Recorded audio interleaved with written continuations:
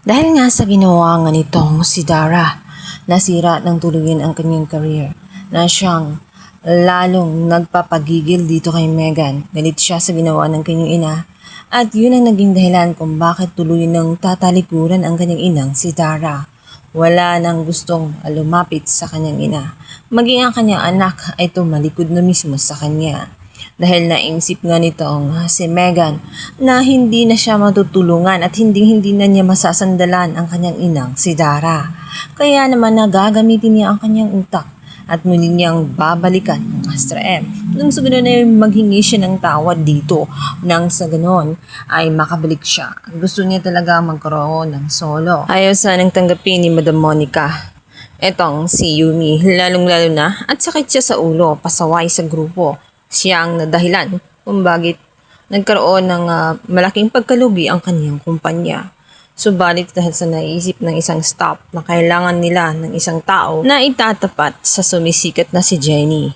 At naisip nila na wala na nga silang ibang option kundi tanggapin na lamang itong muli si Megan. Ngunit kakayanin nga ba ni Megan itong si Jenny?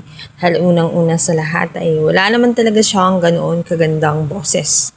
Ang meron lamang siya ay ganda. Dahil na nga rin sa pakiusap ng kanyang lola ay tuluyan ngang nakabalik muli sa Astra M. Ito nga ang si Yumi. Kaya naman nakakainis talagang isipin kung bakit ito nga ang gumagawa ng kalokohan at ito pa ang dahilan kung bakit nawasak ang grupong Yumi ay siya pa ang napagbigyan ng chance na muling hindi nga ba sa lakas ng koneksyon niya ay hindi talaga siya makakabalik dahil nga sa malaki ang nagagawa ng pera. Kaya naman ikakagulat nga ni Jenny na sa kanilang pagtagpong muli ay isa na ring solo artist nga itong si Yumi. Naiinis siya sa pagmumukha nga nitong si Megan, lalong-lalo na. At nalulungkot siya sa mga nangyayari sa kanyang mga kaibigan na ngayon ay nawalan na nga ng trabaho dahil nga sa kagagawan nga nitong si Megan.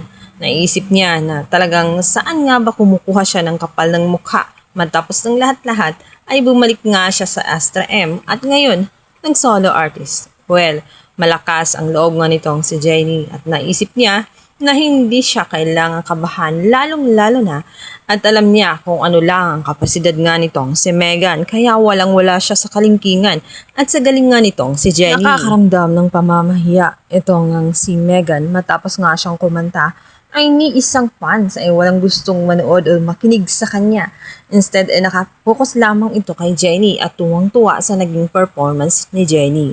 Hindi lang yun ang mararanasan nga nitong si Megan dahil maging sa interview ng Barangay LS para sa mga solo artist ay uugong ang pinakamalaking balita kung saan sinabi ni Megan na ang ugnayan nila ni Jenny ay hanggang sa dugo na lamang. Hanggang doon na lamang dahil wala umano talagang nararamdaman siyang lukso ng dugo.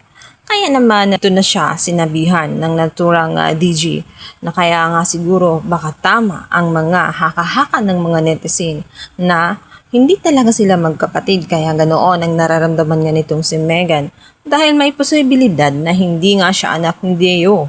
Dahil nga sa lumalabas nga na affair ng kanyang ina dito kay Freddy. Maaring ang ama niya ay si Freddy at hindi si Deo.